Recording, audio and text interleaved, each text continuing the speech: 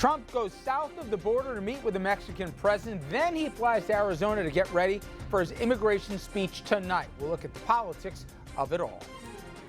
Then we do our legal panel to the program and take a look at law and order aspects of immigration. So the question is, can Trump actually legally do the things he keeps talking about doing? Our legal legals will have the answer. Then this shocking video shows a man throwing his girlfriend's 4-year-old son off a bridge into a river. Will that land the mom in legal hot water?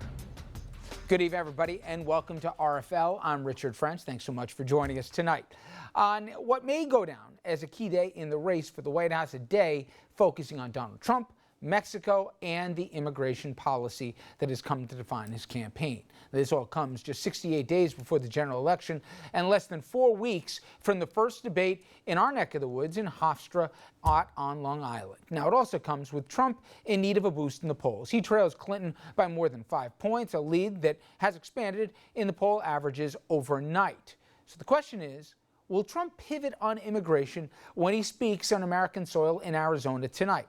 If he does, he may alienate his base. If he doesn't, he'll remain out of step with a majority of Americans. Now, in a new Pew Research poll, 24% of Americans say undocumented immigrants take jobs away from Americans or that Americans actually want. 2/3 of Americans think undocumented immigrants pose no greater crime threat than regular citizens. Trump, though, he disagrees with both those numbers. And 61% of Americans oppose building a border wall regardless of who pays for it. And you know what the Donald thinks about that. Now, as you mentioned, Trump, he will talk immigration in his speech in Phoenix tonight, but his day, it began with certainly a surprise, a trip south of the border, as well as a meeting with the Mexican president, and after months of Trump railing against Mexico and against Mexicans. Donald Trump and Mexican President Enrique Peña Nieto have not seen eye to eye on border issues. We did discuss the wall. We didn't discuss payment of the wall. So their meeting today, given less than 24 hours notice, was unexpected to say the least. It's been a tremendous honor, and I call you a friend. Thank you. And unwelcome, according to Mexico's former president, Vicente Fox, seen here on CNN. And I hope U.S. public opinion, U.S. citizens can see this and finally see what is behind Trump, this false prophet. On Twitter, Trump said Fox had also invited him to Mexico, but Fox fired back, tweeting, "I invited you to come and apologize to all Mexicans. Stop lying. Mexico is not yours to play with. Show some respect." Later tonight, Trump will deliver a landmark speech on immigration in Arizona. He's going to make it real clear.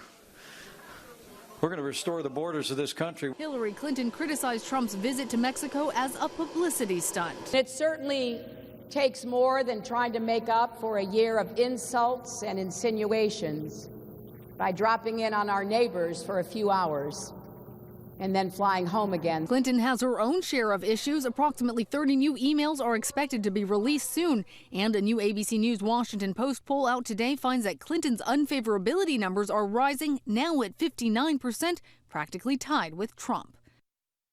All right, so for that and more, let's bring in our panel.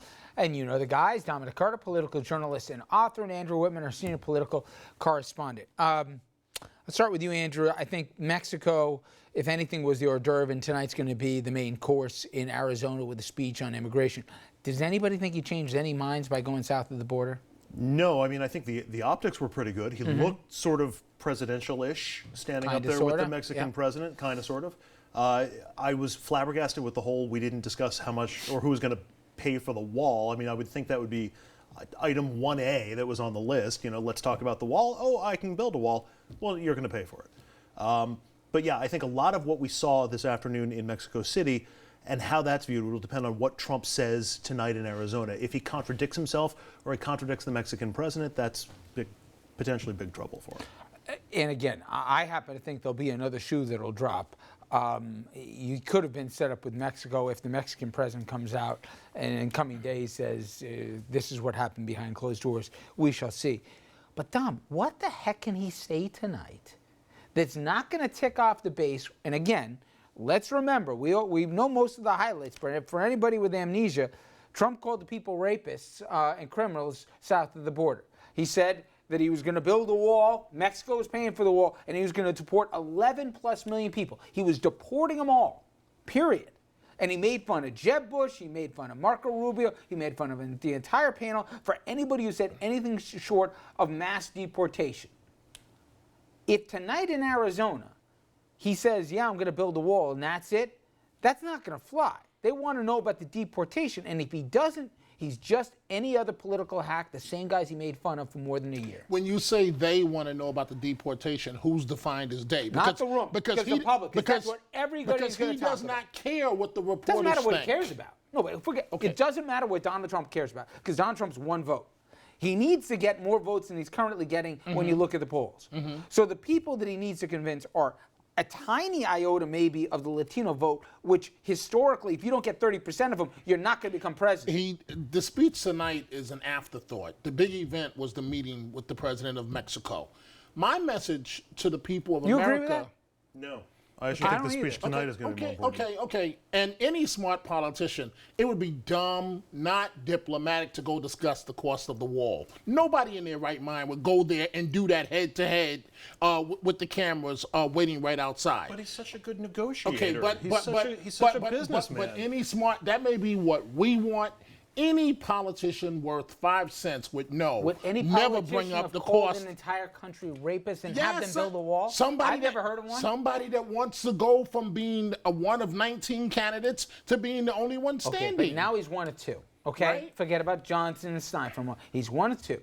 And my question again is, Dom. He's going to give you the same. He's not. I know you want different. He's not going to do that. But he can't get away with it. Oh, based on who? Because the whole world wants to know.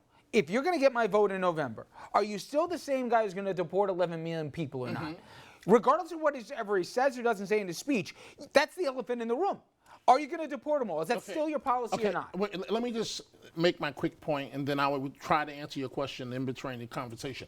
My point to the American people is that you better wake up, because Trump is pulling the wool over all of our eyes, and he's a lot closer to being president than we think. And on a personal level, that would be a disaster for America. I want you to think about this for a second. He goes to Mexico and is granted a trip that is normally reserved for a head of state. Now, yes, Hillary was invited as well, but the optics is that on this very important immigration day, he looks presidential, appearing with the president of Mexico. That is disgusting. Point number 2. He is doing his address tonight at 9 p.m. That time slot is reserved only for the President of the United States. Well, wait, you're making it sound, though, Dom, that every network, they're going to be taking. They're not. No, you got to understand the way that Trump thinks. He's acting as if he's already president. I get it, Dom. I hear you, and I don't disagree with anything that you said. But again, it's more important than what Donald Trump thinks than every poll that we look at, Republicans too, says this is a loser of an issue in a general election, not in a primary. You're absolutely right. He picked an issue. He was clear on one issue throughout the entire primary. I'm the guy who's going to build the wall. I'll make them pay for it. And you know what? I'm going to take everybody here illegal, and I'm going to make them go back to where they came from. We're going to round them all up. I'm the guy for it. Now, you might disagree with it. You might disagree with it. I might disagree with it. But at least it was coherent as a policy. Problem is you can't win with that in a general. So now he's trying to have it both ways, and my only point is, whether he says it or not in Arizona tonight, everyone's going to keep coming back and say, are you flip-flopping again, or are you standing by your guns and saying what you are? Because, again, you're the non-politician. Voters have been hearing for 2 weeks that his positions are changing about all of this, that he's reconsidering. Softening. Right, he's softening his position. So people, I think, legitimately want to know what exactly are his positions right now. And you got a sense of softening from the press conference with the Mexican president. That's why I think tonight in Arizona is actually really important for him, because people are going to want to get a sense of whether he still wants to build the wall, whether he still wants to deport people. I think you'll get tough talk on both. We're going to secure the border, but I don't think it's going to specify how. We're going to take care of this illegal immigrant problem. We're going to make America safe again, but he's not going to say exactly what that means. I think he's going to leave himself enough wiggle room to either do a virtual wall or put border guards on the wall or not deport everybody. We know this much. Maybe everybody, I know, they're all not taking what we're saying as gospel. It's not going to change somebody's mind how they're going to vote, except every right-wing radio person who is the same conduit to his base has been going after him, tooth and nail saying timeout, from the Ann Coulters to the DCs to the Limbaughs to the whatever, saying, whoa, you told me one thing. Now you like the rest of the phonies. That's going to hurt. Not that they'll vote for Hillary, but they may not vote. Now, I got just a few seconds left with you guys. Last night, all the Trump minions, if you will, in the primary opponents, in both McCain's race and in other ones, they all lost across the board. Does that tell us anything or not? To me, it says if you're going to play that game, you have to have Donald Trump's skill set. You know, you can try to follow in his footsteps. You can try to take his positions as indefensible or tough to defend as some of them may be, but you have to be able to bring the other stuff, the intangible stuff. You have to be able to play it to a crowd. You have to be able to sell it. You have to be able to get that energy. You need a personal story, a bio of success like Trump has. Otherwise, you're just a poser. Doesn't teach me anything. All politics are local. It is almost impossible to beat an incumbent candidate. So why don't we've seen the Tea Party wave before, but it didn't carry over one this out time. of maybe 100 races, you'll see an upset. Maybe 1 out of 100. So I don't think it teaches us much. All right, guys. Certainly, we'll have a lot to talk about tomorrow night after we hear the speech in Arizona later this evening. All right, we will pivot from immigration to another aspect of it. That's the legal one. And would Trump actually, if he sticks by his guns, be able to do what he's been talking about doing for 14 months? We're bringing our legal panel in to discuss and debate.